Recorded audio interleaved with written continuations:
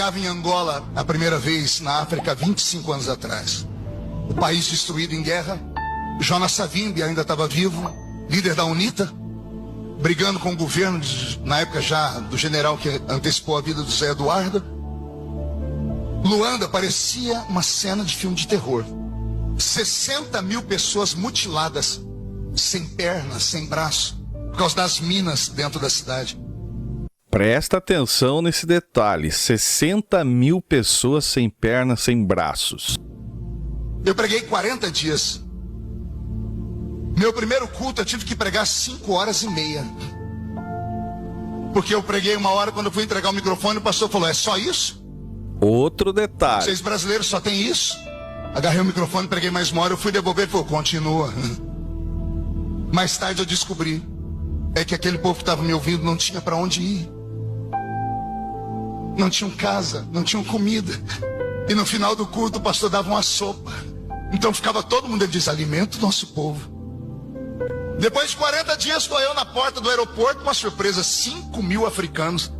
Levaram tanto presente, não pude trazer nenhum. Presta atenção nisso aqui também, 5 mil africanos no aeroporto levando presente para ele. Levaram tanto presente, não pude trazer nenhum. Pão duro, roupa colorida, saquinhos de arroz, saquinhos de feijão, laranja. Eu agradeci e dei na mão do pastor que me convidou. Você percebe que ele desdenha o presente, cara? Tá desdenhando totalmente os presentes que os africanos deram, cara. Isso causa revolta, velho. A pessoa levou com o maior carinho, né? E o cara, laranja. O povo começou a cantar e a dançar, louvando a Deus pela vida de um garoto do meio do mato. Aí veio um homem, ele foi rompendo a multidão, me assustei. Pense num homem de uns 2 metros de Outro detalhe importante. altura, mas parecia uma vareta. Eu olhei para ele e lembrei do nome de um filme, O Colecionador de Ossos. Ele só tinha osso, barriga e cabeça. Ele chegou perto de mim, veio cara a cara, eu olhei aqui, porque eu vi no umbigo dele. Falei, pois não, ele disse, o senhor acredita nas coisas que o senhor prega? E eu disse, por quê? Eu estou te acompanhando há 40 dias. Eu disse, mas eu preguei a 50 quilômetros daqui. Eu caminhei a pé a madrugada inteira para te ouvir pregar. E depois voltei mais 50 quilômetros. Caminhei dias para te ver pregar. E todo dia o senhor falou, Deus pode te levantar. E eu vim aqui perguntar para o senhor se Deus pode me levantar mesmo. E eu fiz uma pergunta inocente, falei, por que Deus não te levantaria? Ele disse, o senhor está vendo a minha roupa? Aí eu reparei que ele só tinha um short e uma camisa rasgada. Outro detalhe. Descalço, sem dentes. Ele falou, eu durmo ali, pastor. Uma praça de frente ao aeroporto na época. Aquele banco é meu. Eu disse, e daí? Foi daí, pastor, que ali sentado naquele banco, ou deitado, que eu saio, vou à igreja, escuto a palavra, como um prato de sopa por dia e volta. Eu não tenho pai, não tenho mãe. Não sei ler nem escrever. O senhor acha que Deus pode me levantar? E a minha voz embargou. A razão começou a gritar. Não fecha a conta. Banguelo, pobre, sem pai, sem mãe, sem roupa, sem dinheiro, sentado num banco.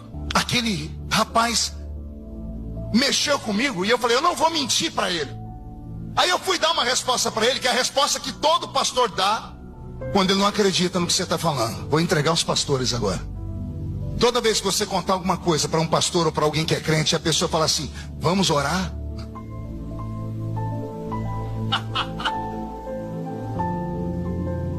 Se falou, vamos orar, aposenta a chuteira, esquece. Ela está dizendo assim, ó, eu não acredito. Quando eu fui abrir a minha boca e falar para aquele homem, vamos orar, Deus tapou a minha boca. E o Senhor disse no meu ouvido, pede para ele ajoelhar na sua frente. Eu falei, ajoelha. Ele ajoelhou, ele ficou da minha altura ajoelhado. Eu disse, e agora? O Senhor disse, abraça ele e ora. Porque eu vou transferir do que eu te dei para ele.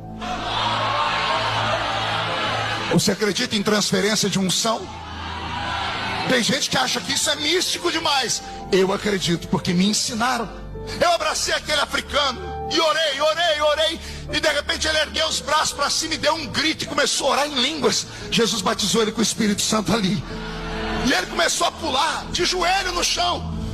E a glória de Deus foi tomando os irmãos, ele ficou em pé, ele ficou todo arrepiado e disse, o que é isso? O Marcos Feliciano, cara, virou aquilo que mais dá retorno financeiro. Para você entender agora, olha o que esse pastor resolveu fazer, cara. Pai Senhor. Há pouco tempo eu fiz um vídeo e eu estava meio agitado. O vídeo refutando o pastor Marcos Feliciano. O pastor Marcos Feliciano não falou a verdade, mentiu. Ele sim apresentou os dados que a ONU colocou na internet, mas a linguagem dele no vídeo não foi verdade. Não foi verdade. 5.000 pessoas lhe seguiram no aeroporto em 1999. É mentira. É mentira.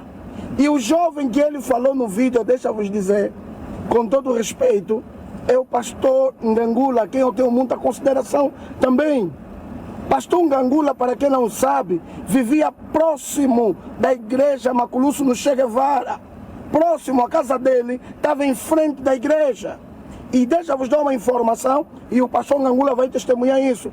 Pastor Ngangula... Você entendeu? O pastor a qual ele fala que vivia no banco da praça como andarilho, passando a ideia de que o cara era alguém que vivia em situação de rua, dormindo numa praça, em um banco, mas o cara morava na frente da praça. E do outro lado da praça, a igreja, qual aí o testemunho. Você entendeu o exagero, cara? As mentiras desse cidadão? Foi um dos primeiros jovens na cidade de Luanda a fazer táxi, azul e branco. Podem ligar para ele, ele vai confirmar isso que eu estou a falar. Ou seja, o pastor é esse aqui, ó.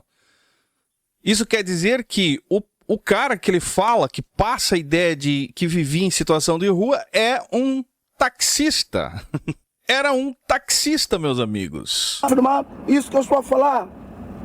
A informação que ele deu aí do jovem, que ele falou que casou com a filha do pastor, é o pastor Ngangula. É mentira. O pastor Ngangula não passava necessidade. Foi sim estudar no Brasil. Mas a informação que ele passou é errado, é mentira. E o Marcos esse ano não é a primeira vez que ele mente. Não é a primeira vez que os brasileiros vêm aqui e mentem. E eu disse no primeiro vídeo que culpados são alguns pastores que convidam sempre essa gente. Eu concordo que os brasileiros vão para a África pregar e voltam de lá, cara, contando histórias comoventes, tudo para arrecadar dinheiro. O objetivo é esse. Arrecada o dinheiro com a ideia de mandar para lá porque esteve lá e a história toda, né, comovente. Mas no final das contas é para eles. O Marcos Feliciano cresceu contando essas mentiras aqui. E se tornou quem ele é hoje, o Marcos Feliciano, contando essas mentiras. Que pode ter verdade, a pessoa existiu, mas não era a situação que ele descreve, né? Aconteceu alguma coisa, mas ele sempre aumenta. Afinal, o Marcos Feliciano não inventa, ele aumenta. Nós também temos bons pregadores aqui, mas quando nós só vamos buscar esses pregadores do Brasil para virem pregar aqui, eles acham que nós aqui não temos pregadores. Aqui tem bons pregadores. Eu refuto a fala do pastor Marcos Feliciano. Ele mentiu. E mentiu feio. Eu falei com ele. E ele me respondeu com arrogância. Ah, sério? Marcos Feliciano não é arrogante, é um homem de Deus, humilde. E ele me respondeu com arrogância. Disse-me que eu não tenho conhecimento da história do meu país. Ele disse que eu não tenho a história, o conhecimento. Quer dizer que o Marcos Feliciano conhece mais a África do que o próprio morador da África, cara. Da história do meu país. E esses dados que ele me meteu é da ONU. A ONU apoiava Angola. E Angola, obviamente, que vai passar uns dados, pode ser certo como errado, mas na cidade de Luanda não tinha mais de 60.000 mutilados andando nas ruas. É mentira! É mentira! É mentira! É mentira! Mas nessa mensagem nele, esse vídeo nele, é mentira. Eu acredito no pastor Marcos Feliciano. Obviamente, sempre foi uma fonte de inspiração minha. Mas o facto de ele refutar não significa que a minha consideração por ele acabou. Ele errou. E como ele errou, eu estou a refutar ele. O que ele falou no vídeo é mentira. E eu posso provar isso. Deus abençoe. O curioso disso tudo, cara, é que essas atitudes do Marcos Feliciano, exagerar, mentir, né? É Pinóquio. O cara é Pinóquio. Ele acaba contando inverdades. Já se tornou uma assinatura dele. E a desculpa é: sou contador de história. Não é a primeira vez, cara, que o Marcos Feliciano se envolve em declarações infundadas, informações erradas nas suas mensagens. Mas mesmo assim ele continua. Por quê? Porque isso dá grana, dá retorno. E para você que não entende, eu vou te explicar uma coisa, cara. Enquanto houver plateia que confunde intensidade com verdade, sempre vai ter alguém disposto a exagerar. Tudo para manter o show, tudo para manter os holofotes, né, sobre ele. Agora pensa uma coisa comigo.